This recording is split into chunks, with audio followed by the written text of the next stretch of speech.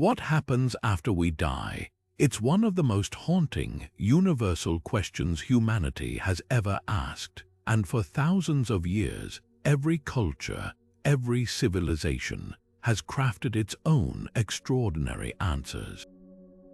Picture ancient priests whispering secrets to pharaohs about rivers of fire and golden fields, or warriors dreaming of feasting halls where the fallen live forever. These visions of the afterlife aren't just stories, they're mirrors, reflecting our deepest fears, hopes, and mysteries about what might lie beyond the veil of death. And today, we're about to unravel 25 of the most fascinating, surprising, and sometimes terrifying myths ever imagined. From the shadowy underworlds of Greek legend to the celestial courts of Chinese folklore, these myths didn't just entertain, they shaped empires, inspired wars, and gave millions the courage to face mortality itself. Think about it, entire societies built their laws, their rituals, even their daily lives around these beliefs. The Egyptians spent fortunes building tombs stocked for eternity. The Vikings sailed into battle, certain a glorious death would earn them a seat among the gods. These weren't just tales, they were maps to the unknown, guiding entire generations through the greatest mystery of all. So why do these ancient myths still captivate us? Maybe it's because deep down we're still asking the same questions as our ancestors. What awaits us? Is there justice beyond death, or is it simply nothing? Over the next 25 revelations, we'll journey through time, across continents, and into the minds of those who dared to imagine what comes next. Some of these myths will feel eerily familiar, others will shock you with their strangeness. But one thing's certain, by the end, you'll never look at life or death the same way again. Ready to begin? Let's step into the unknown. The ancient Egyptians didn't just imagine an afterlife, they built an entire cosmic courtroom for it. Picture this: the moment your heart stops, your soul begins a treacherous journey through the Duat, a shadowy underworld teeming with fire-spitting serpents, lakes of fire, and demons waiting to tear you apart if you falter. But the real test comes in the Hall of Two Truths, where the god Anubis places your heart on a golden scale, balancing it against Maat's feather of truth. If your heart is heavier, devoured by selfish deeds or lies, the monstrous Ammit, part lion, part hippo, part crocodile, swallows it whole, condemning you to eternal oblivion. But if the scales balance, Osiris, the green-skinned lord of the dead, grants you passage to the field of reeds, a paradise mirroring the Nile's lush banks, where you'll feast and farm forever under an endless sun. This wasn't just mythology, it was a survival guide. Egyptians buried their dead with the Book of the Dead, a collection of spells to navigate the Duat's horrors. One wrong word to a gatekeeper, one missed incantation, and your soul could be lost. Imagine reciting, "I have not stolen, I have not lied, I have not caused tears," as if your eternity depended on it, because it did. Even pharaohs, believed to become gods in death, relied on these spells, proving no one, not even the mighty, escaped judgment. What's chilling is how personal it felt. Your fate wasn't decided by prayers or priests, but by the weight of your own heart. Yet the Duat wasn't just about fear. It offered something revolutionary: morality as the price of paradise. No other ancient culture tied the afterlife so tightly to ethics. For Egyptians, death wasn't an end, it was a reckoning, a second chance to prove you lived with justice. And perhaps that's why this myth endures. It forces us to ask, what would your heart weigh on those scales? The Greeks painted a far more divided afterlife than the Egyptians, one where paradise and punishment were starkly separated, just as heroes and villains were in their myths. At the top of this cosmic order stood Elysium, a sun-drenched island reserved exclusively for the greatest of mortals, warriors who died in battle, demigods, and those blessed by the gods. Imagine endless meadows blooming with golden flowers, where the air always carried the scent of ambrosia and the sound of lyres. Here, heroes like Achilles and Odysseus spent eternity in bliss, their deeds rewarded with peace instead of further trials. But this wasn't just a resting place, it was a reflection of Greek ideals where glory in life meant immortality in death.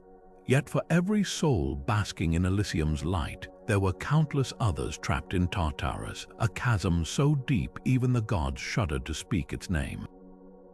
This wasn't just punishment, it was theater of torment. Sisyphus strained forever against his boulder, Tantalus grasped for fruit that always slipped from reach, and the Titans groaned beneath chains forged by Zeus himself. The message was clear: betrayal, hubris, and cowardice earned not just death but ceaseless agony.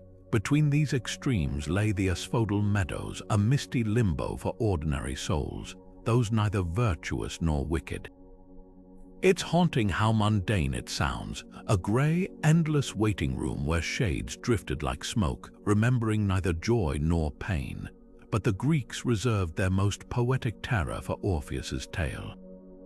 When he descended to reclaim Eurydice, Hades didn't threaten him with monsters, he offered a test of devotion. "Walk ahead and don't look back," the god warned. Orpheus's failure wasn't just a tragic twist, it underscored the Greek belief that even love couldn't override divine law. What's fascinating is how these myths mirrored Greek society. Elysium wasn't for the pious, it was for the exceptional. Your fate depended not on prayers, but on how brightly you burned in life.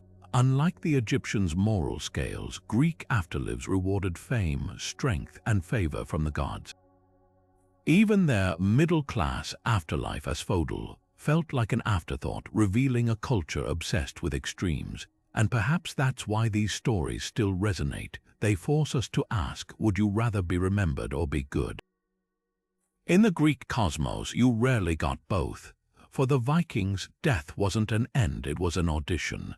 Picture a warrior gripping his axe as the battle rages around him, knowing this moment determines his eternity. Die with enough courage, and the Valkyries, Odin's spectral handmaidens, would swoop down to carry his soul to Valhalla, the glittering hall of the slain. Here, beneath a roof made of golden shields, warriors spent their days hacking each other apart in glorious combat, only to rise again each evening completely healed, feasting on an endless boar that magically regenerated. The mead flowed from the udder of a divine goat, and Odin himself presided over the madness, preparing his army for the final battle of Ragnarök. But this wasn't just some barbaric party, it was a meticulously structured afterlife that mirrored Norse values. Valhalla wasn't about being morally pure, it was about being unbreakably brave. The Vikings believed fate was predetermined, yet they worshipped those who faced their doom with laughter and a sharpened blade. What's striking is how different this was from other mythologies. No judgment, no scales, just raw, unfiltered valor as the ticket to paradise. Now, contrast this with Helheim, the icy, mist-choked realm ruled by the half-decayed goddess Hel. Those who died of sickness, old age, or cowardice, yes, even kings were dragged here, not for punishment, but for an existence so bleak it made Tartarus seem lively. Imagine an endless grey twilight where souls wandered like shadows, whispering half-remembered names. No torture, no fire, just crushing boredom and cold. The Norse didn't fear suffering after death, they feared irrelevance. This duality reveals something profound about Viking culture. Their afterlife wasn't about justice or morality, it was about legacy. A warrior in Valhalla became part of Odin's final stand against the giants during Ragnarök, fighting to delay the end of the world itself. Even in death, they mattered. Meanwhile, Helheim's inhabitants were already forgotten. That's why Viking funerals were so extravagant, ships set ablaze, swords buried with their owners. It wasn't just ritual, it was insurance against obscurity. The cruelest twist, according to the myths, even Valhalla's glory was temporary. When Ragnarök came, every warrior would march out to die, again, in a battle they knew they'd lose. Yet they still charged. That's the Norse ideal in its purest form. Victory isn't the point, how you face the inevitable is everything. The Aztecs believed death was just the first step on an epic, 4-year journey through Mictlán, a layered underworld so vast and treacherous that souls needed guides just to navigate it. Unlike the Greek or Egyptian afterlives where judgment came swiftly, Mictlán demanded endurance. Picture a spirit descending through 9 levels, each more punishing than the last, rivers of blood, mountains that crushed together like grinding teeth, icy winds studded with obsidian blades. And this wasn't reserved for sinners. Ordinary people faced this gauntlet, proving that for the Aztecs, the afterlife wasn't about reward or punishment but perseverance. What's haunting is how deeply their burial rituals reflected this belief. Families buried the dead with a small yellow dog, a creature believed to recognize its masters sent across the spiritual divide. In the darkness of Mictlán's first level, the dog would appear, leading the soul safely across the raging Apanohua River. Without it, the spirit would wander forever. But the ritual didn't stop there. The dead were also dressed in paper garments and adorned with charms, each item a tool for survival in the unseen world. These weren't mere superstitions, they were survival kits for the soul. Mictlán's final test was perhaps the most poetic. After years of trials, the spirit reached Mictlán, the deepest layer, where the lord and lady of the underworld, Mictlantecutli and Mictlantecuhtli, ruled over a realm of absolute stillness. Here, the soul had to present offerings, objects placed in their grave to prove they'd completed the journey. Only then could they dissolve into nothingness, merging with the cosmic cycle the Aztecs saw as sacred. This wasn't just mythology, it was a mirror of Aztec philosophy. Their afterlife had no eternal paradise, only transformation. Death wasn't an end, but a return to the source, much like their belief that time itself moved in cycles. Even their gods sacrificed themselves to keep the world turning, so why should humans expect an easy path? The trials of Mictlán reinforced a brutal truth. Existence demanded struggle, and the afterlife was no exception. Yet there's something oddly comforting in their view. While other cultures promised paradise or threatened punishment, the Aztecs offered something raw and honest, an afterlife where every soul, noble or common, faced the same trials. No favoritism, no shortcuts. In Mictlán, the only thing that mattered was whether you could keep going. In Hinduism, death isn't an exit, it's a revolving door.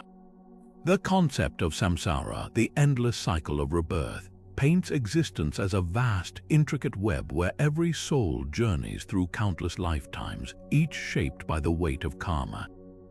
Picture a merchant who cheats his neighbors, reborn as a scavenging bird, or a selfless healer ascending to higher realms, not as divine rewards or punishments, but as natural consequences, like seeds sprouting into the plants they were destined to become. This isn't just poetic justice, it's a cosmic curriculum where every action, every intention, etches itself onto the soul's next chapter. The Bhagavad Gita, Hinduism's sacred dialogue between Prince Arjuna and the god Krishna, lays bare the mechanics of this cycle. On the battlefield of Kurukshetra, Arjuna hesitates to fight his own kin, but Krishna reveals the deeper truth. The soul cannot be killed, only transferred like changing clothes. As a person puts on new garments, giving up old ones, the soul accepts new material bodies. Krishna explains, what's radical here isn't just the idea of reincarnation, it's the insistence that duty, performed selflessly, becomes a path to liberation. A warrior who fights with honor, a farmer who tends his fields without attachment, both accumulate the kind of karma that loosens the soul's bonds. Yet the ultimate goal isn't simply a better rebirth. It's moksha, the shattering of the cycle itself. Imagine a drop of water finally merging back into the ocean, no longer separate, no longer bound by form. Achieving this isn't about piety or penance alone, it's about transcendent knowledge. The Upanishads describe seekers who, through meditation and wisdom, recognize their true nature as part of the universal Brahman, like a flame realizing it's made of the same fire as the sun.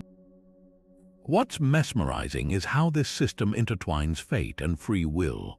Karma dictates the circumstances of your next life, but your choices in this moment, how you respond to suffering, whether you cling or let go, steer your trajectory.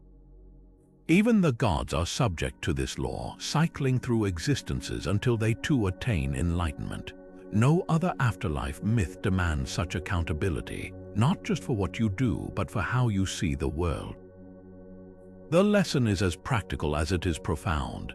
If today's struggles are echoes of past actions, then every act of compassion, every moment of clarity, isn't just virtue, it's alchemy, transforming the lead of suffering into the gold of liberation. The Hindu afterlife isn't a destination, it's a classroom where the soul, life after life, learns the only assignment that matters: how to stop needing to come back. In Tibetan Buddhism, death isn't the final curtain, it's an intermission, a suspended moment where the soul stands at the threshold between lives, gazing into the very fabric of its own existence. This is the Bardo, a 49-day limbo where consciousness, untethered from the body, confronts visions so vivid they blur the line between illusion and reality. Imagine floating through a realm where your deepest fears and desires morph into swirling deities and demons, each one a reflection of your past actions, your unfulfilled longings, even your unspoken regrets. The Tibetan Book of the Dead, or Bardo Therdol, acts as a guidebook for this journey, not just to survive the ordeal, but to recognize it for what it truly is: a cosmic mirror held up to the soul.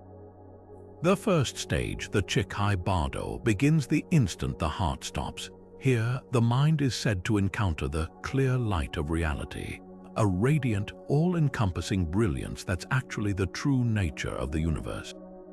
For the unprepared, it's terrifying, a blinding flash that most souls instinctively flee from, like waking from a dream too intense to bear.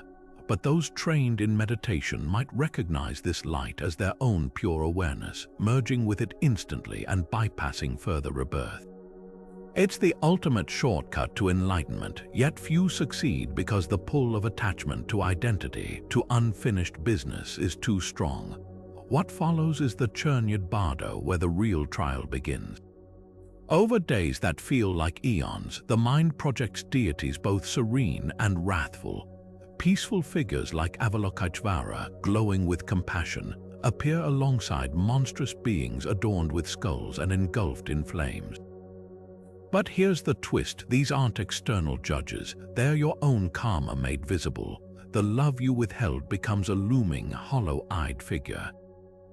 The anger you nurtured transforms into a demon with 1,000 gnashing teeth. The Bardo Therdol coaches the dying, or more often, their surviving loved ones, to whisper reminders: do not fear. These visions are your own mind's creations. The final stage, the Sidpa Bardo, is where the soul, still clinging to illusion, begins searching for a new body. Memories of past lives surge forward, pulling the consciousness toward rebirth like a moth to flame. Those consumed by hatred might glimpse the fiery wombs of hell realms, while others, drawn by desire, hover near human or animal birth. The book's advice here is stark: resist the allure of any light except the pure, cool radiance of enlightenment, but few can resist the gravitational pull of karma. What's astonishing is how practical this system is. Tibetan Buddhists don't wait for death to prepare. They train for the Bardo like athletes preparing for a championship. Meditators visualize these very deities and realms in life, so when death comes, the visions feel familiar, even navigable. Lamas often recite the Bardo Therdol to the dying, not as a prayer but as real-time navigation. Now you are seeing the red wrathful one. Do not turn away, recognize him as your own fear. The Bardo teaches something no other afterlife myth dares to. Liberation isn't just possible in death, it's possible because of death. The chaos of the afterlife isn't punishment, it's the ultimate classroom where every terrifying vision is just another chance to wake up. Most souls will fail, of course, tumbling back into the cycle of rebirth. But the Bardo's true gift is its insistence that even in the storm of death, clarity is always within reach, if only we can remember to look. Zoroastrianism offers one of history's most vivid and terrifying visions of judgment. Imagine standing at the edge of the Chinvat Bridge, a span so narrow it might as well be a blade stretching over an abyss of roaring darkness. On your shoulders sits the weight of every choice you ever made, because this isn't just a crossing, it's a cosmic sorting machine.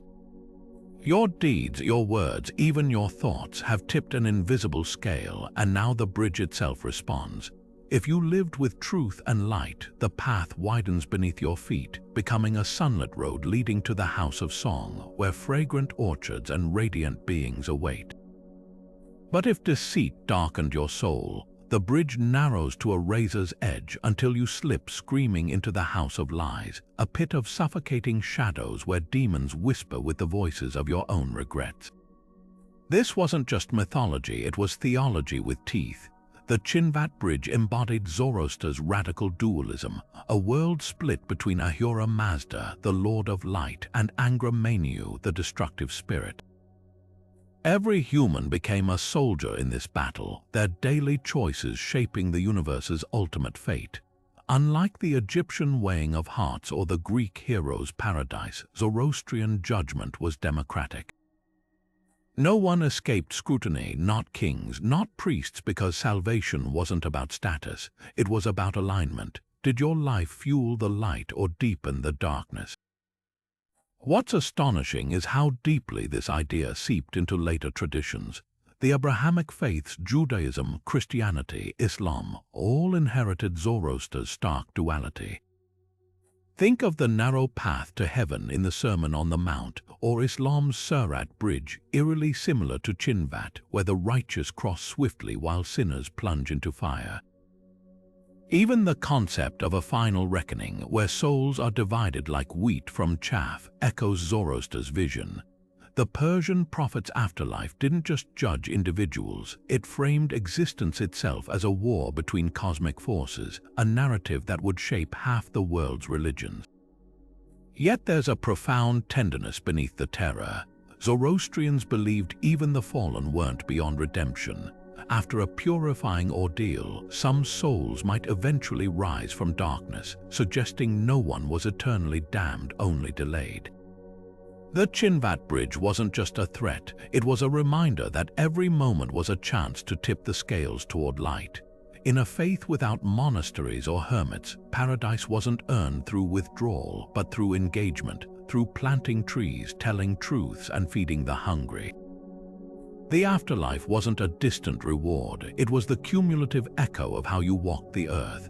Perhaps that's why this ancient vision still chills and inspires. The bridge isn't just a metaphor, it's a question. When the abyss yawns beneath you and every step reveals your true weight, which side will your choices have built? The Celts didn't dream of an afterlife, they built one woven from mist, music, and the magic of timelessness.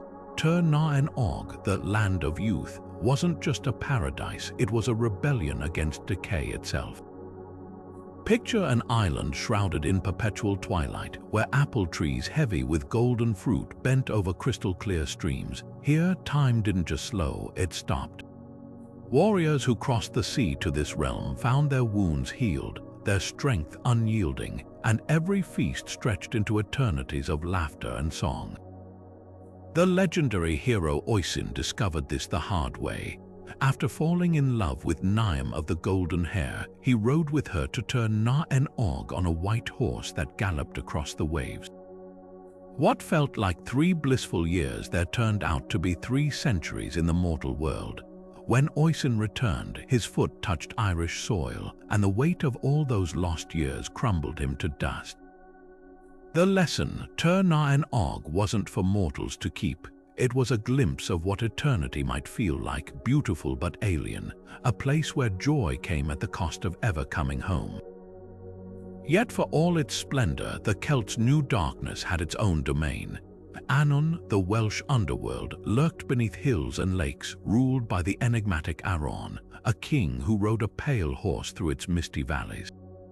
Unlike the Christian hell, Annwn wasn't a pit of fire. It was a mirror world, cold and quiet, where souls wandered among spectral hounds and crumbling castles.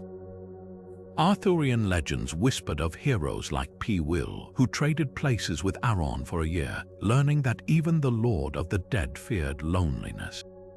But Anon held a twisted gift: cauldrons that never emptied, trees that bore fruit year-round. This wasn't torture, it was eerie abundance, a reminder that immortality without warmth is its own curse. Druidic beliefs tied these realms to nature's cycles. They saw rivers as doorways, oak groves as sacred thresholds where the veil between worlds thinned.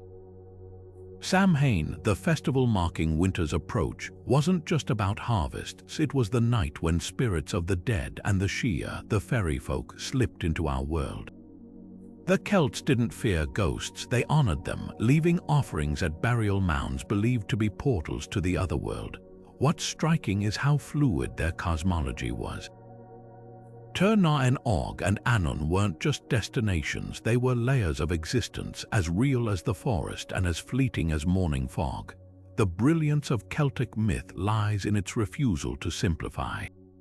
Their afterlife wasn't about punishment or reward, it was about balance. For every eternal feast in Tir and Og, there was a chilling hush in Anon. For every Oisin who tasted immortality, there was a warning: some doors once opened can't be closed. The Celts understood what many cultures forget, that the other side isn't just a place, but a state of being as boundless and untamable as the sea. In Shinto mythology, the underworld isn't a pit of fire or ice, it's a realm of slow, suffocating decay. Yomi, the land of the dead, emerged from a single tragic moment: the death of Izanami, the goddess who birthed Japan itself. After perishing in childbirth, her husband Izanagi rashly pursued her into the darkness, only to find her body already rotting, maggots writhing in her flesh, her divine form reduced to a shrieking horror. This wasn't just a ghost story, it became the blueprint for how Japan viewed death itself. Yomi isn't about punishment, it's about contamination, a place where even gods succumb to putrefaction. What's fascinating is how this myth shaped real-world rituals. Death in Shinto belief wasn't just loss, it was kegare, a spiritual pollution that could spread like a stain. Funerals became elaborate acts of purification. Mourners washed their hands with salt, avoided shrines for months, and sometimes even moved homes to escape the taint.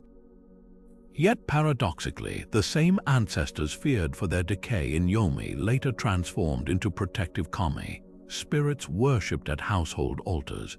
A single corpse could be both a source of danger and a fountain of blessings, depending on how carefully the living honored them. The duality runs even deeper. While Buddhism later introduced more structured afterlife concepts like hells and rebirth, Shinto never fully systematized Yomi. It remained shadowy, undefined, much like the real experience of grief, less a mapped territory than a presence lingering at life's edges. Some legends describe Yomi as a physical cave where souls descend, others paint it as an unseen parallel world. What stayed consistent was its visceral horror, the stench, the darkness, the irreversible slide from vitality to corruption. Modern Japan still carries traces of this ancient dread. Urban festivals where ancestors' spirits return home mix joyful celebration with subtle unease. Lanterns guide kami back, but also ensure they don't overstay. Even the Shinto emphasis on purity, from shrine torii gates to ritual purification, echoes Izanagi's frantic washing after fleeing Yomi, as if the land itself remembers that first brush with death's stain. What makes Yomi unique among underworld myths is its raw intimacy. This isn't a cosmic courtroom or warrior's paradise, it's the moment a lover pulls back the burial shroud and recoils. Yet from that revulsion came something profound, a tradition that treats the dead as both threat and guardian, demanding not worship but careful balance. The Japanese don't seek to conquer death, they learn to live alongside its ever-present shadow.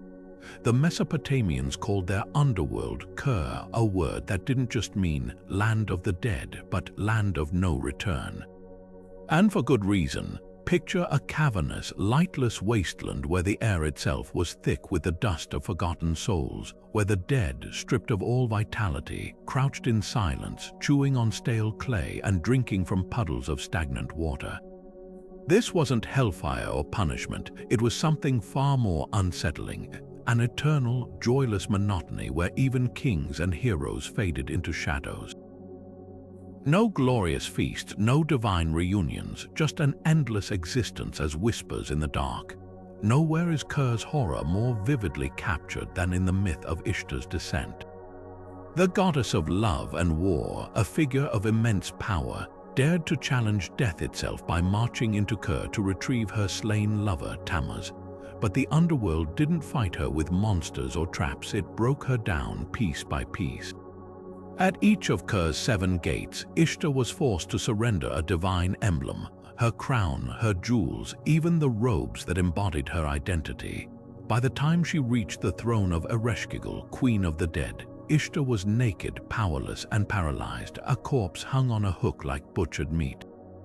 This wasn't just storytelling, it was a brutal lesson. If even a goddess could be reduced to a lifeless husk, what hope did mortals have? Yet the myth twists further.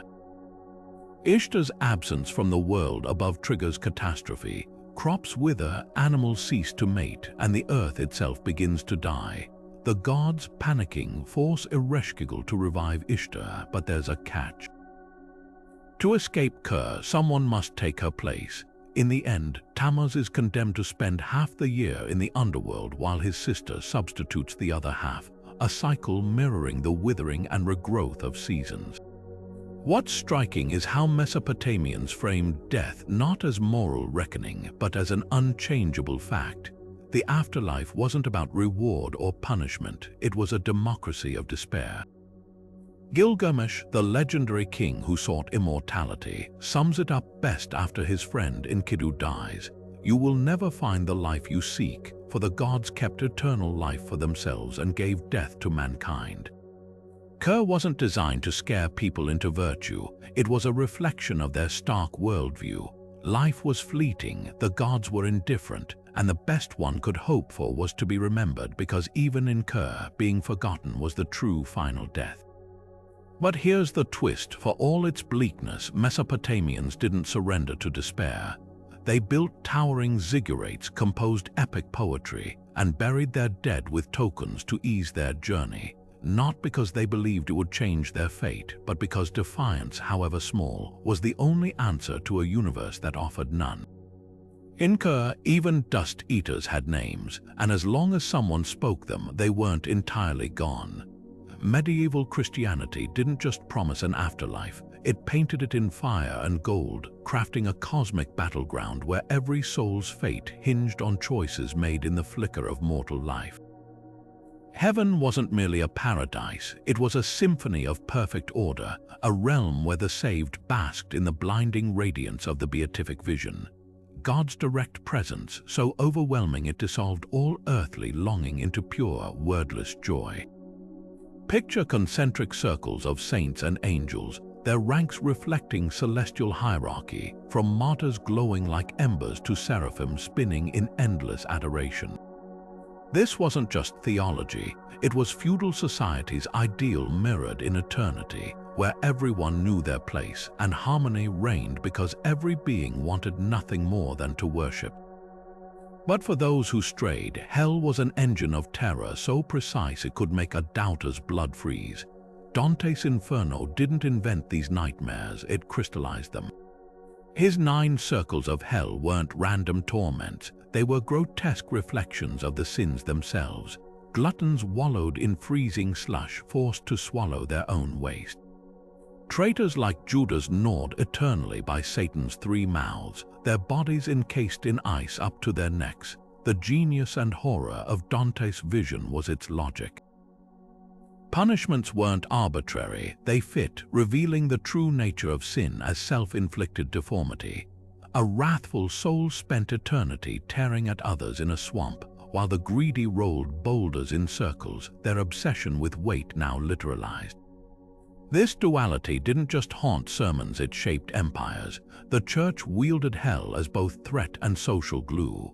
Peasants tilling frozen fields and knights bleeding in crusades alike were told their suffering had cosmic stakes.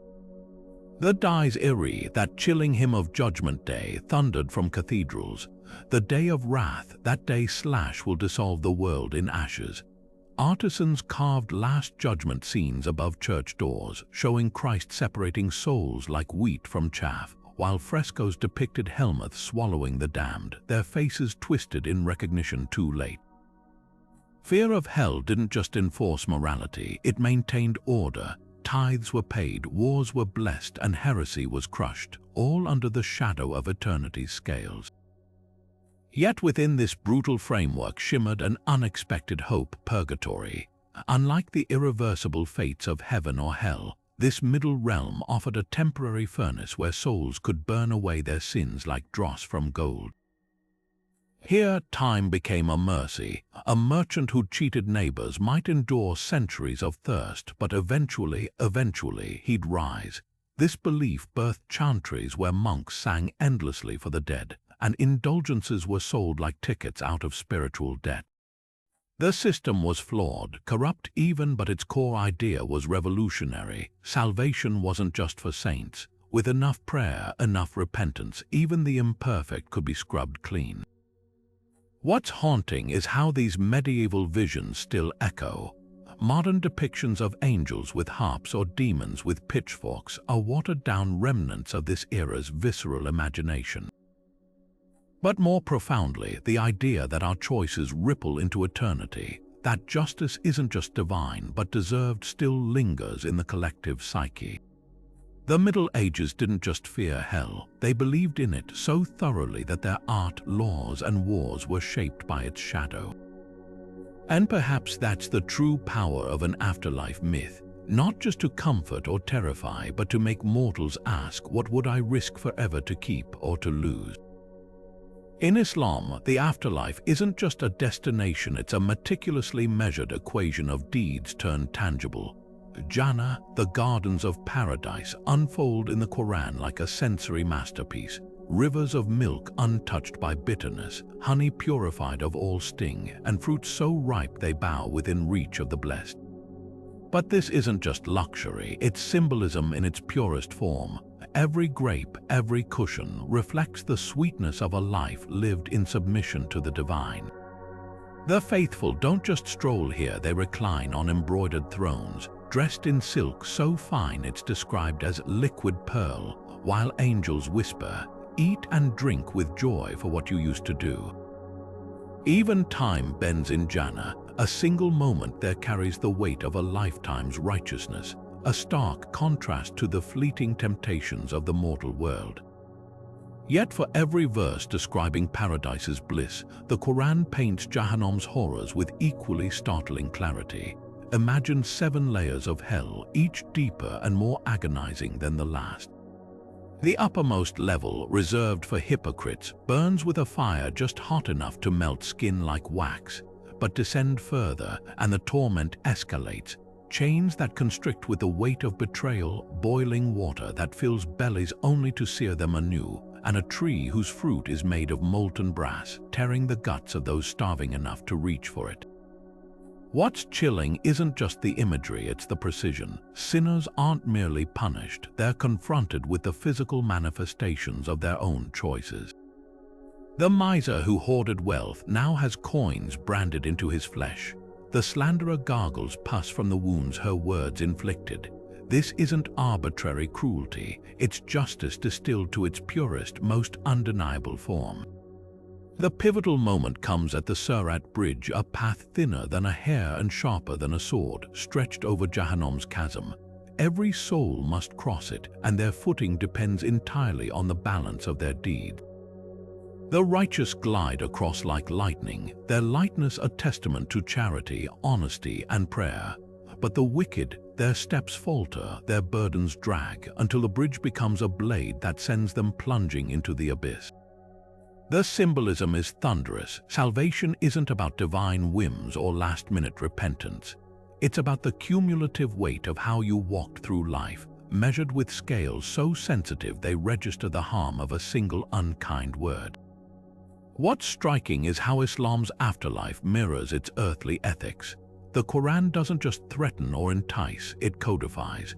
A single verse warns that saving a life is like saving all of humanity, while taking one unjustly condemns you as if you'd slaughtered millions. The math is merciless in its fairness. Even the smallest kindness, a shared date, a cup of water given to a thirsty dog, tips the scales. Conversely, oppression, no matter how socially accepted, piles weight onto the soul's ledger. This cosmic accountability isn't just about fear, it's a reminder that every action ripples into eternity. The brilliance of Jannah and Jahannam lies in their duality. One isn't just the absence of the other, they're reflections of a single truth, that existence, earthly or eternal, is a test of alignment.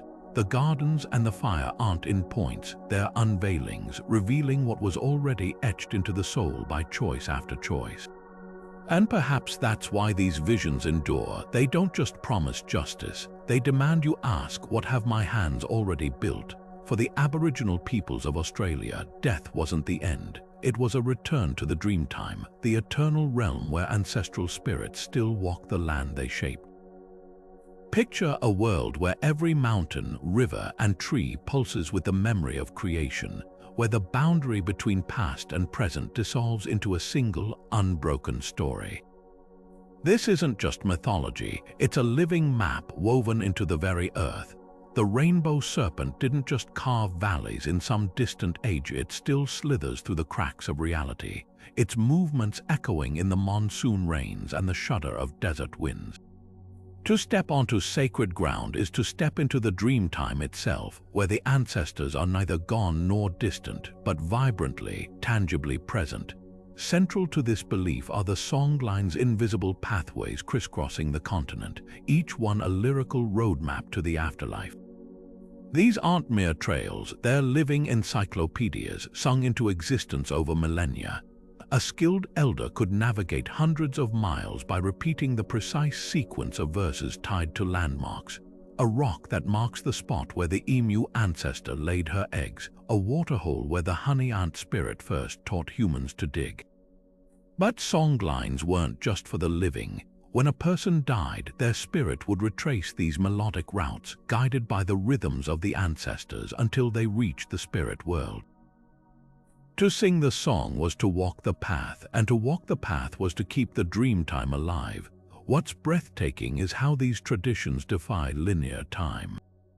A ceremony honoring the kangaroo ancestor isn't a reenactment, it's an invitation for that ancestor to step back into the present, to renew the land's vitality.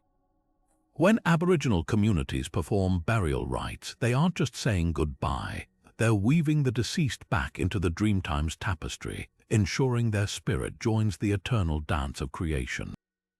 Even grief becomes cyclical here. Mourners might avoid speaking the dead's name aloud, not out of fear, but to let their essence dissolve into the ancestral chorus until it's ready to emerge anew. The brilliance of this system lies in its resilience. Colonizers stole land, banned languages, and shattered families, but they couldn't erase the songlines. Hidden in nursery rhymes, encoded in dot paintings, whispered in secret ceremonies, the maps survived. Today, when elders teach children to sing the stories of the Witchetty Grub or the Seven Sisters, they're not preserving history, they're handing them the keys to eternity. Because in the dreamtime, death isn't an exit, it's a verse in an endless hymn, one that turns the whole world into a doorway. To the Polynesians, death wasn't an ending. It was a homecoming, a voyage back to the shimmering shores of Hawaii, the ancestral homeland where every soul embarked from and returned to. Picture this, the moment a warrior or navigator took their last breath, their spirit didn't fade into shadow. It boarded a celestial canoe guided by the stars their ancestors once used to cross the Pacific. Hawaii wasn't just a paradise, it was a living memory, a place where the air smelled of breadfruit blossoms and the sea glittered with the light of 1,000 fires. But reaching it required more than luck. The journey mirrored the greatest feat of Polynesian culture, wayfinding, the art of reading waves, winds, and constellations to navigate vast, trackless oceans. In death as in life, you had to know the way. This belief wasn't abstract, it was etched into skin. Traditional Polynesian tattoos weren't mere decoration, they were spiritual armor, a map of protections for the soul's final voyage. Every swirl of the moko or tatau carried meaning: shark teeth for ferocity, ocean waves for resilience, spearheads for honor. These markings acted as both compass and shield, warding off malevolent spirits while reminding the soul of its lineage. Some designs were so sacred they could only be applied in stages, a lifetime's work completed just in time for death. The message was clear: you didn't earn your place in Hawaiki through bloodline alone, but through the stories inked into your flesh, the proof you'd lived with courage and purpose. The cultural weight of Hawaiki can't be overstated. While other mythologies promised heavens or hells, Polynesians dreamed of return. Villagers buried their dead with carved tiki figures facing east, the direction of Hawaiki, or placed shells over their eyes to reflect the stars they'd need to follow. Chanters recited Wakapapa, genealogies so precise they traced family lines back to the homeland's very soil. Even today, when Maori performers stomp the haka or Tahitian dancers sway their hips to the drum's rhythm, they're not just entertaining, they're rehearsing for the day their bones become part of the land their ancestors left. What's striking is how Hawaii's legacy endures in modern Polynesian identity. The revival of wayfinding, like Hawaii's Hokulea voyages, isn't just about preserving tradition, it's a defiance of oblivion. When navigators steer by the stars without instruments, they're proving the path to Hawaii still exists, even if only in spirit. And perhaps that's the true power of this myth. It doesn't just promise an afterlife. It demands you remember where you came from, so you'll always know how to find your way back. The Incas saw the earth not just as soil and stone, but as a living body, and beneath its surface lay Uku Pacha, the inner world, a shadowy kingdom ruled by Supe, the god of death and minerals. This wasn't some abstract underworld, it was a mirror realm as real as the mountains above it, threaded with rivers of molten silver and caves where gemstones grew like fruit. Supe wasn't a devil or a tormentor, he was a necessary force balancing the cosmos. While in Tai, the sun god, bathed the world in light, Supe guarded the riches and secrets buried in the dark, reminding the Incas that life couldn't exist without what thrived beneath.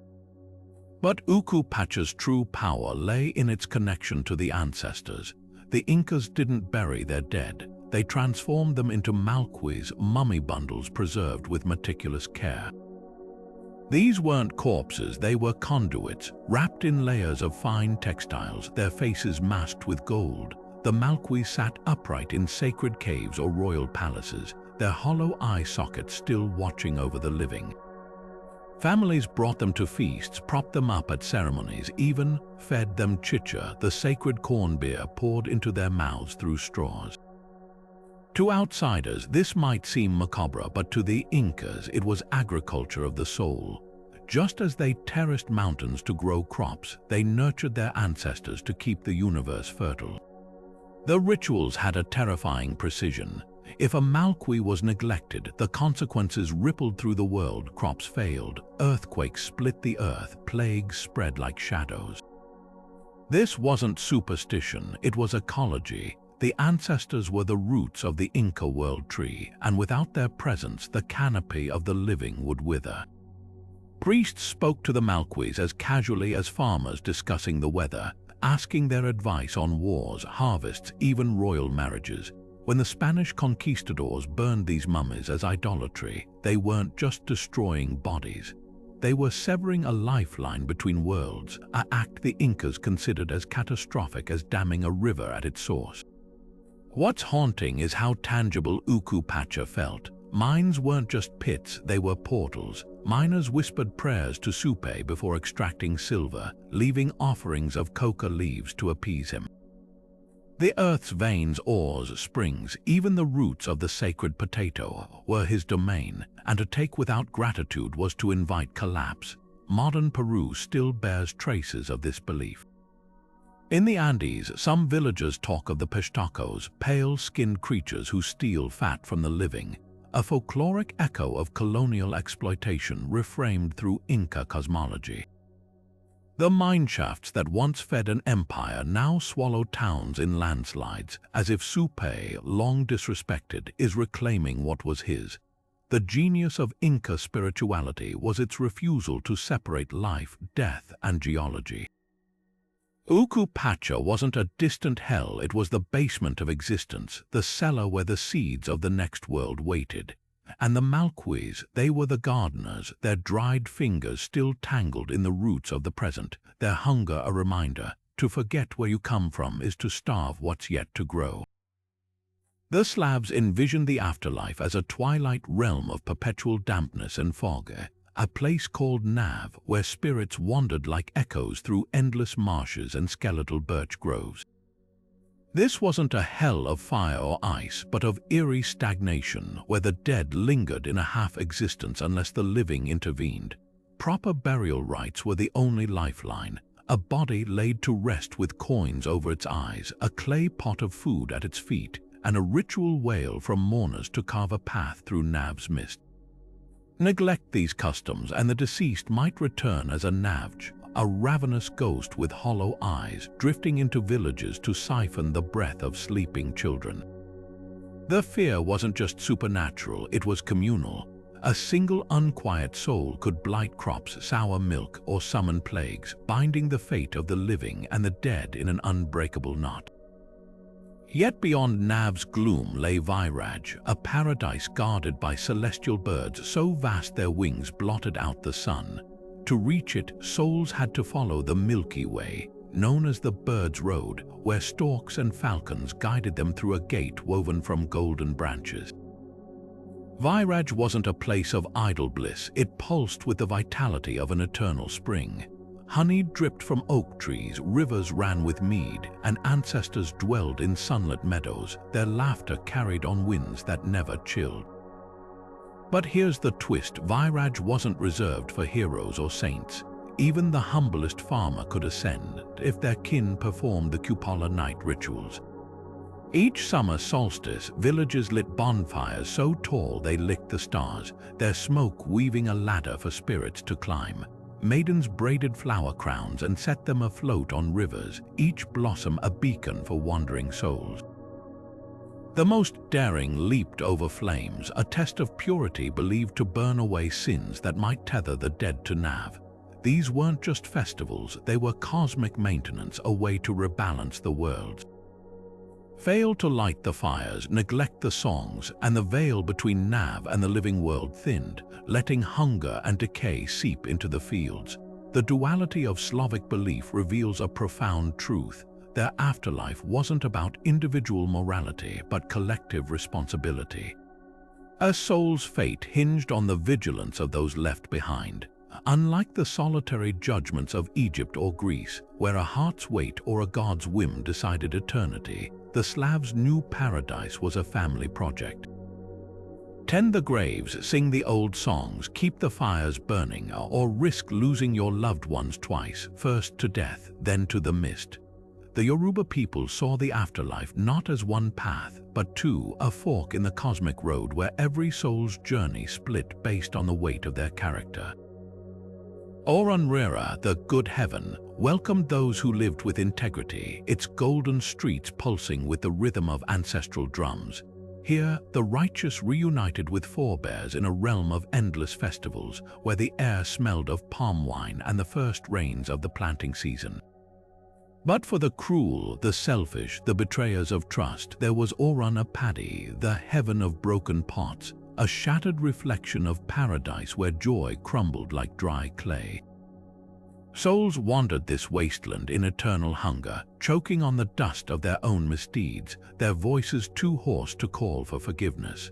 What's striking is how the Yoruba blurred the line between the dead and the living.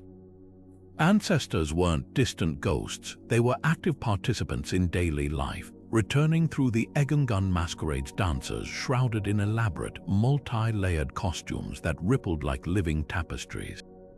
When an Egungun whirls through the village, draped in indigo cloth studded with cowrie shells and mirrors, it isn't just performance, it's possession. The dancer's identity dissolves, replaced by the collective spirit of the lineage. Families bring offerings of yam and bitter cola, whispering secrets to the swaying fabric, seeking advice on marriages, disputes, even crop rotations. The Egungun responds with coded gestures. A sudden dip of the shoulder might signal approval, while a frenetic spin could warn of coming danger. This wasn't theater, it was diplomacy between worlds. Yet entry into Or Unrera wasn't guaranteed by good deeds alone. Destiny played its part, and destiny, in Yoruba belief, was a contract negotiated before birth. Each soul knelt before Olodumare, the supreme god, and chose a life path called Ori Inu, their inner head. But here's the twist: this destiny wasn't fixed. Through divination, especially the sacred Ifa system, one could decode their fate's fine print. Babalawos, the priest diviners, would cast palm nuts or cowrie shells, their patterns revealing the verses of the Odes, the 256 sacred texts that mapped every possible twist of human existence.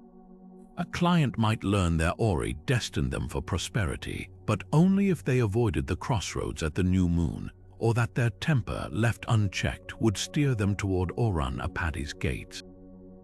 The brilliance of Yoruba cosmology lies in its flexibility. Unlike the final judgments of Christianity or Islam, where death seals one's fate, the Yoruba afterlife acknowledged life's messiness.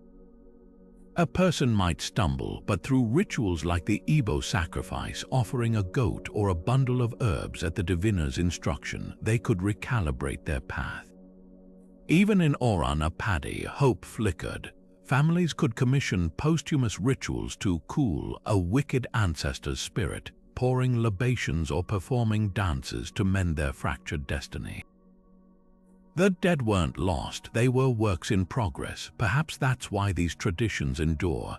In Yoruba towns today, when the Egungun's fabric swirls through the dust, children don't scream, they listen.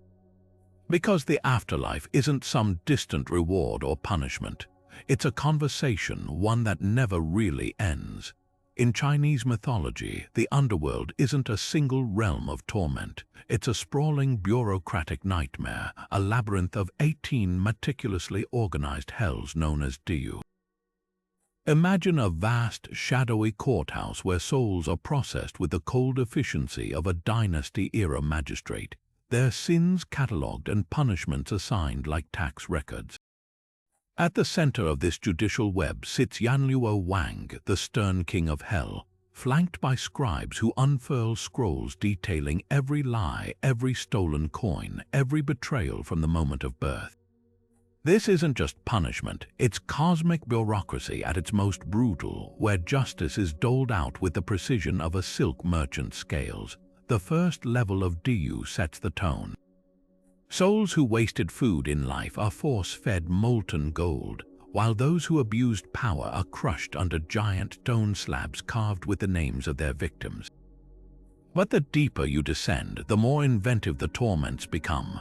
The fifth hell, reserved for corrupt officials, suspends souls over a lake of frozen blood, their limbs slowly blackening from the cold as they replay every bribe they ever took. In the 10th, slanderers and gossips find their tongues stretched by hooks, their mouths sewn shut with threads of fire. Each hell is a grotesque mirror, reflecting the sin back onto the sinner with horrifying literalness. What's fascinating is how Diyu blends Taoist and Buddhist influences. Yanluo Wang himself is a borrowed figure, a Chinese adaptation of the Hindu-Buddhist Yama. But the hells are pure Taoist ingenuity, their structure mirroring the imperial justice system. Even the path to redemption feels bureaucratic. Souls aren't doomed eternally, they serve finite sentences, often lasting thousands of years before being reborn. But here's where the living can intervene. Families burn joss paper, elaborate replicas of money, houses, even smartphones, to bribe the underworld's clerks and ease their ancestors' suffering. During the Hungry Ghost Festival, streets glow with the light of these offerings, the air thick with the smell of incense and ash as the living negotiate with the dead. The most haunting detail, some legends speak of a secret 19th hell, a void beyond even Yanluo Wang's control, where the truly irredeemable traitors who doomed nations, murderers who reveled in cruelty are erased completely. No rebirth, no memory, just an unraveling of the soul itself. Yet even this ultimate punishment carries a strange mercy. In Diyu, nothing is wasted. The screams of the damned fertilize the roots of the peach trees in heaven, their pain recycled into the cosmic balance. This isn't just mythology, it's societal engineering. Diyu's horrors were painted on temple walls and acted out in operas, a visceral reminder that every action echoed beyond death. But it also offered something rare, a way out. However deep you fell, however long your sentence, the living could still reach down with flames and paper, pulling you one step closer to the light. Jewish tradition offers not one afterlife but many, a kaleidoscope of interpretations that shift across centuries of debate, all centered around the enigmatic Olam Haba, the world to come. Unlike the static heavens of other faiths, this realm pulses with unresolved tension. Will the righteous awaken in resurrected bodies, their bones knitting back together at the Messiah's trumpet blast, or will their souls dissolve into the radiance of the divine presence like sparks returning to a flame? The Talmud preserves these arguments with fiery precision. Rabbi Eliezer insists the dead will rise clothed in the very garments they were buried in, while Maimonides, the great medieval scholar, scoffs at literal resurrection, calling it a metaphor for the soul's intellectual union with God. What's striking isn't just the disagreement, it's the reverence for the question itself, a testament to Judaism's embrace of holy uncertainty. At the heart of Olam Haba lies a radical idea. Paradise isn't just earned through prayer or piety, but through tikkun olam, the sacred work of repairing the world. Picture a farmer planting an orchard whose fruit he'll never taste, knowing his grandchildren will rest in its shade. This is the Jewish vision of eternity, salvation woven into the daily grind of justice, kindness, and stewardship. The Zohar, Judaism's mystical cornerstone, describes souls in the world to come not lounging on clouds, but studying Torah in a celestial yeshiva, their learning fueling cosmic harmony. Even in death, the work continues, yet the most haunting debates surround the body itself. Tractate Sanhedrin describes the resurrection with eerie specificity. The dead rising from Jerusalem's soil like wheat from furrows, the righteous recognizing each other by scars and birthmarks. But other sages warn against fixating on physical rewards. The Talmud tells of a rabbi who, when asked if martyrs would feel their wounds in the world to come, replied, "Not their wounds, their crowns." Suffering, in this view, becomes not a debt repaid in paradise, but a lens through which divine light shines brighter. What unites these threads is the belief that the afterlife isn't an escape from the world, but its fulfillment. A Hasidic tale captures this perfectly. A disciple asks his Reb where God dwells. The old man smiles, "Wherever you let him in." Olam Haba, then, isn't a distant reward, it's the world as it could be if every act of healing, every moment of courage were allowed to bloom without end. The Mayans didn't fear death, they saw it as a game. Not just any game, but pits, the sacred ball game where players ricocheted a rubber ball off their hips through stone hoops, their movements echoing the sun's path across the sky. But this sport wasn't just for the living. Xibalba, the Mayan underworld, turned it into a lethal gauntlet where the rules were rigged by the death gods themselves. Picture a cavernous court dripping with stalactites like fangs, where every bounce of the ball could be your last. This was no ordinary afterlife. It was a labyrinth of trickery where the dead faced tests designed to break them, unless they could outsmart the lords of decay. The Popol Vuh, the Mayan creation epic, reveals Xibalba's horrors through the legend of the hero twins, Hunahpu and Xbalanque. Their father had once been lured into the underworld by the death gods, who challenged him to a ball game only to decapitate him and mount his skull on a gourd tree as a trophy. But the twins, armed with wit and divine magic, turned the tables. When Xibalba's lords summoned them, they didn't just survive the traps, they weaponized them. Sent to the House of Gloom, where darkness alone could kill, they lit torches disguised as cigars. In the House of Cold, they shattered the frozen blades meant to slice them apart.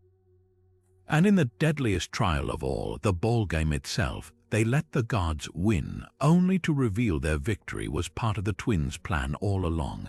Here's the twist: Xibalba's lords didn't just want souls to suffer, they fed on despair. The twins realized the only way to break the cycle was to let the gods kill them, then resurrect themselves through a dance of deception. Grinding their bones to powder and casting them into a river, they reappeared first as fish, then as wandering performers, their final act a macabre spectacle where they sacrificed each other only to revive moments later. The death gods, dazzled, begged to experience this magic themselves. "Do it to us," they demanded, and the twins obliged, butchering the lords but withholding the resurrection. With that, the balance of power shifted. The twins didn't just escape Xibalba, they redefined it, sparing future souls from its worst torments. What's chilling is how deeply this myth mirrored Mayan reality. Ball courts weren't just sporting arenas, they were portals to the underworld, built at the heart of cities like Tikal and Kapan. Some games ended with the captain of the losing team beheaded, his blood nourishing the earth, his soul joining the cosmic struggle. The Mayans saw this not as cruelty but as participation. To play was to dance with destiny, to prove that even in the face of the gods' tricks, cleverness and courage could rewrite the rules. Xibalba's legacy lingers in the jungles today. Modern Kayich still tell of the Ajawab Xibalba, the lords of the underworld who lurk near caves and crossroads. But the hero twins' lesson endures too. Death isn't an endgame. It's a match where the sharpest minds, the quickest improvisers, can steal victory from the jaws of oblivion. For ancient Hawaiians, death wasn't an end, it was a leap into the jaws of a god. Lua o Milu, the afterlife ruled by the shark deity Milu, stretched beneath the Pacific like a submerged mirror of the living world. Souls didn't drift here gently, they hurled themselves from cliff to cliff across a chain of spectral islands, each leap testing their courage and rank. Warriors who'd proven themselves in life soared effortlessly, landing on shores where breadfruit trees bent under the weight of perpetual harvests, but the timid or unprepared. They missed their marks, plunging into Gehenna, the shadowed pit where commoners shuffled through cold mists, their voices too weak to carry across the divide. This wasn't just mythology, it was a brutal reflection of the Kapu system, where caste divisions followed you even beyond the grave. Milu's realm defied simple notions of heaven and hell. His domain pulsed with the same currents that shaped Hawaiian life, tides of abundance for the worthy, riptides of scarcity for the forgotten. The alii, the noble class, feasted in sunlit clearings, their bones strung into gleaming fishhooks to honor their lineage. Their afterlife mirrored the Ahupua'a land system, a self-sustaining paradise where taro patches never flooded and fish leaped willingly into nets. Yet just beyond the tree line lurked the Kawa, the outcasts, condemned not for sin but for birth, their afterlives as cramped as the rocky strips of land where they'd lived and died. The message was unmistakable. Status wasn't earned in death, it was cemented. What's haunting is how Lua o Milu blurred the line between metaphor and reality. Sharks weren't just symbols, they were family. Omakua, ancestral shark spirits, guided certain lineages, and to harm one was to strike at your own blood. When a drowned fisherman's body vanished beneath the waves, families might watch for a shark with distinctive markings, believing it carried their loved one's essence. This duality, sharks as both guardians and gatekeepers, made the afterlife feel terrifyingly immediate. The ocean that sustained you could also judge you, its depths a courtroom where your deeds rippled through the water like sonar. The most chilling ritual involved the leaping itself. During the Makahiki festival, athletes competed in the Leal Kawa, cliff diving from heights that mirrored the soul's journey. The best divers, those who entered the water cleanly, without a splash, were said to be practicing for Lua o Milu, their bodies honed into perfect vessels for the afterlife.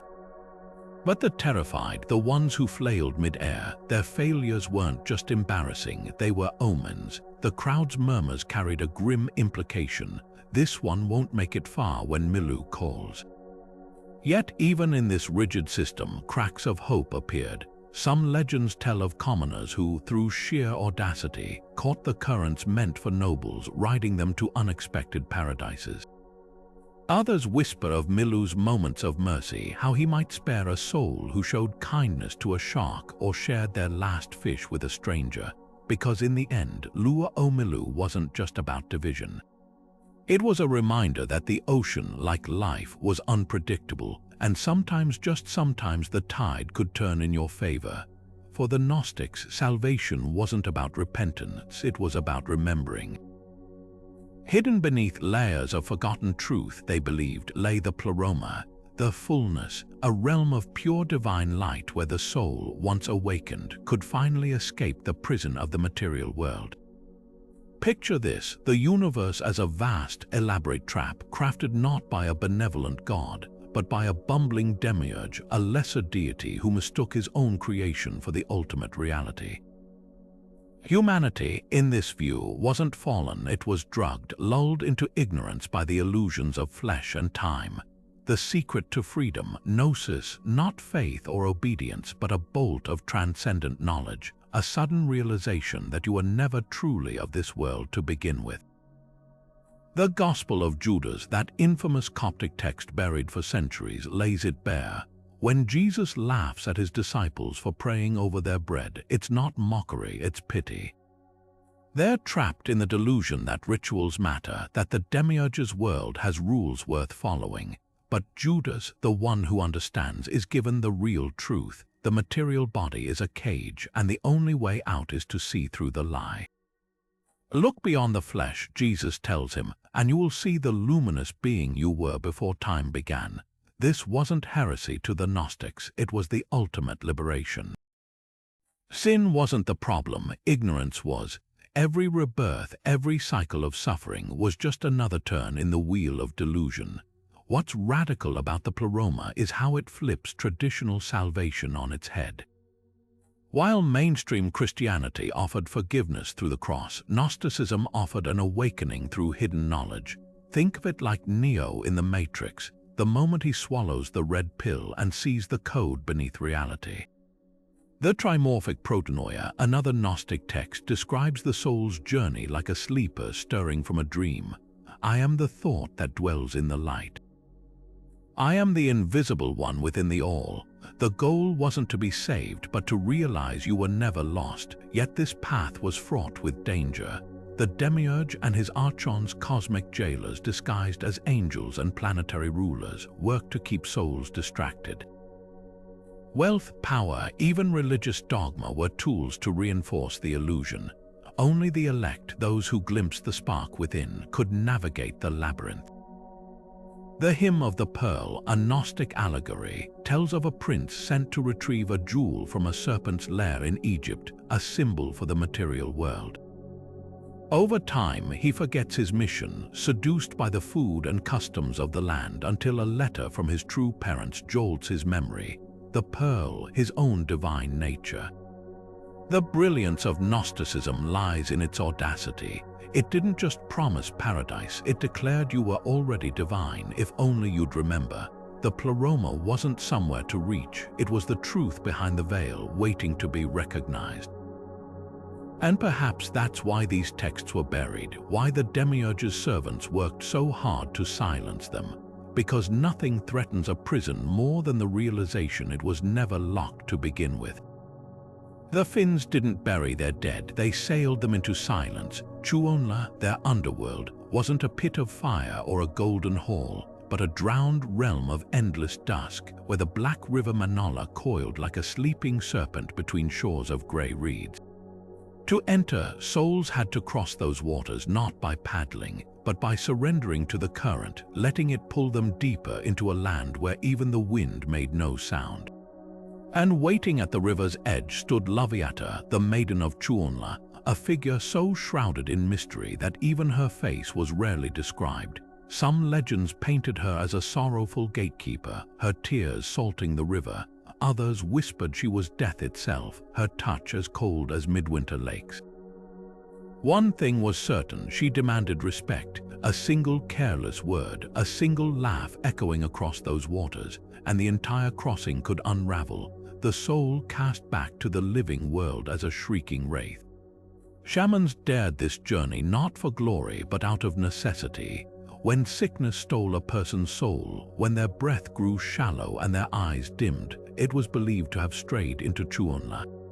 The Taitiya, the community's wise one, would enter a trance, their body left behind as their spirit boarded a makeshift boat of birch bark.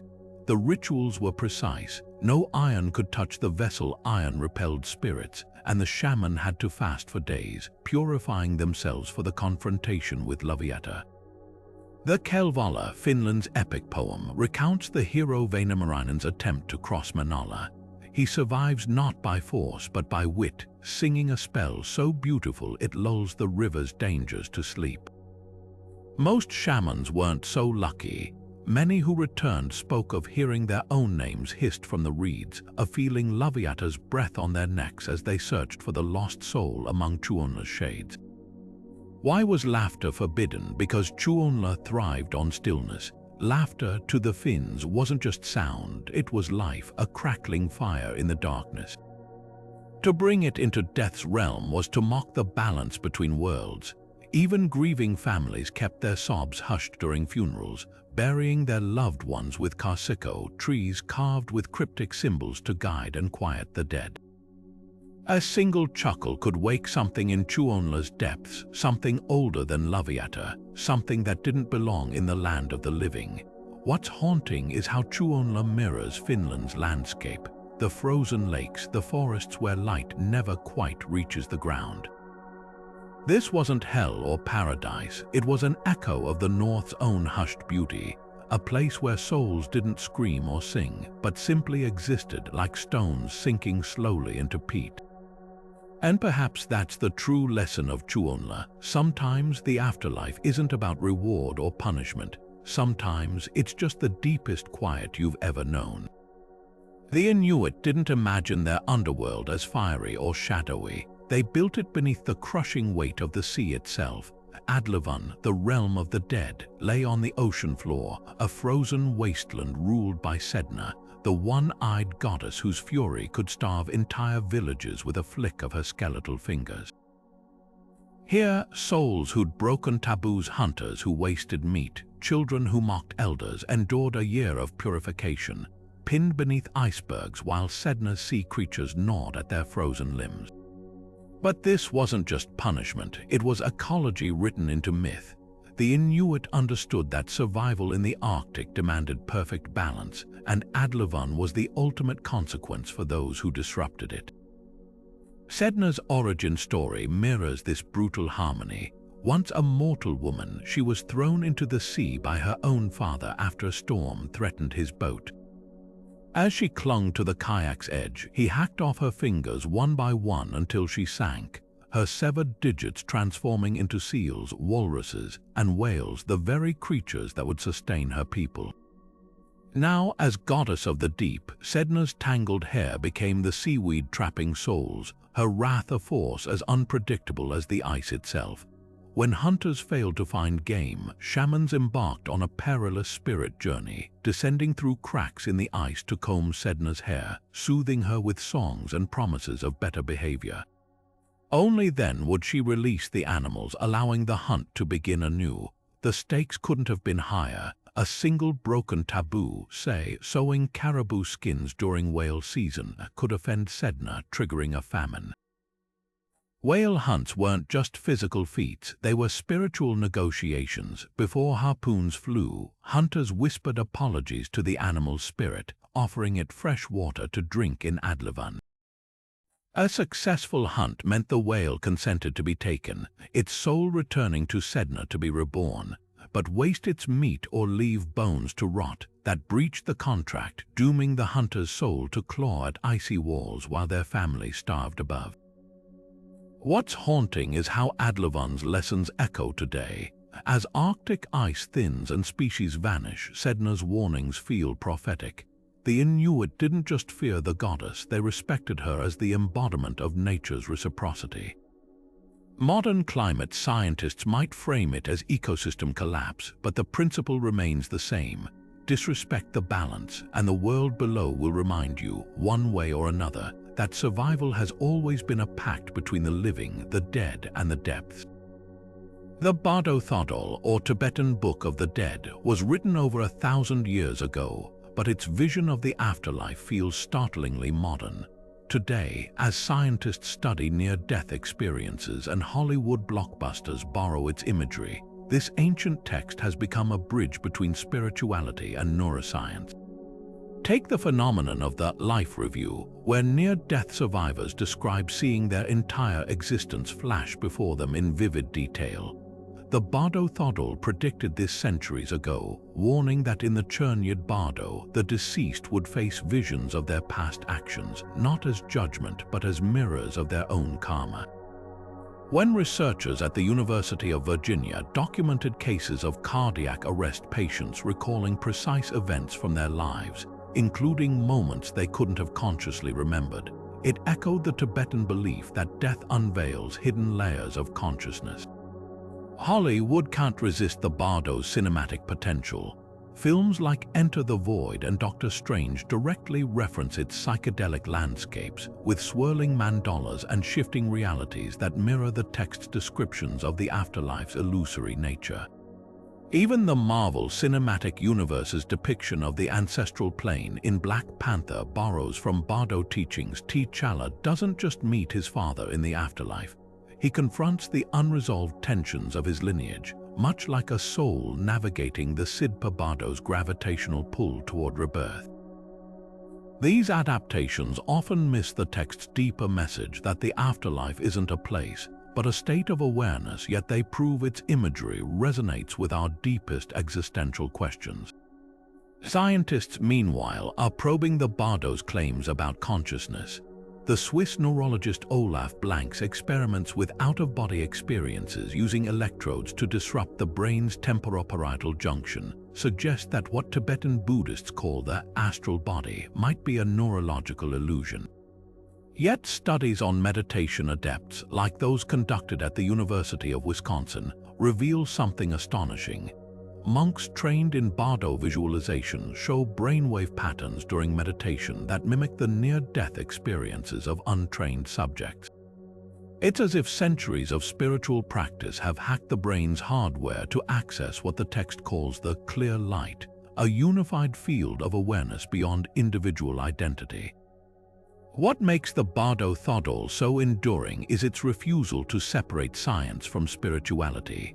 When it describes the afterlife as a projection of the mind, it aligns with modern theories like biocentrism, which argues that consciousness constructs reality rather than the other way around. Tibetan lamas might phrase it differently. They'd say the Bardos reveal the dreamlike nature of all existence, but the implication is the same. Death isn't an end, but a shift in perception. Whether through MRI scans or mantra recitations, we're still chasing the same truth those monks inscribed on parchment centuries ago, that the line between this world and the next might be thinner than we think. From the sun-drenched fields of Elysium to the frozen abyss of Adlavon, these afterlife myths paint a staggering tapestry of human imagination, each one a mirror reflecting what we cherish, what we dread, and what we can't bear to leave behind. The Egyptians measured morality by the weight of a heart, while the Vikings roared into battle, betting everything on the thrill of Valhalla. The Aztecs endured Mictlán's gauntlet, and the Polynesians sailed the stars back to Hawaii, their tattoos glowing like constellations. Some afterlives reward, some purify, and some simply echo the world we already know, only stranger, quieter, or more cruel. But here's the thread that binds them all. These aren't just stories about death. They're about life's sharpest edges: justice, legacy, love, and the unbearable cost of forgetting. The Maya played ball with gods to cheat oblivion, while the Inuit negotiated with Sedna for every scrap of survival. The Gnostics sought escape from a world they saw as a prison, and the Celts danced with fairies in a land where time itself unraveled. Every culture, every era has spun its own answer to the unanswerable, and in doing so, revealed what it means to be human when the shadows lengthen. So now the question turns to you. If you could choose, knowing what you know of these trials and terrors, these paradises and purgatories, which afterlife would you dare to face? The scales of Osiris, the razor's edge of the Chinvat bridge, or would you gamble on the Bardo's chaos, betting you could spot the illusions before they swallowed you whole? Drop your answer below, and if these 25 myths left you hungry for more, hit subscribe. Part 2's coming, and trust me, the afterlife only gets stranger from here.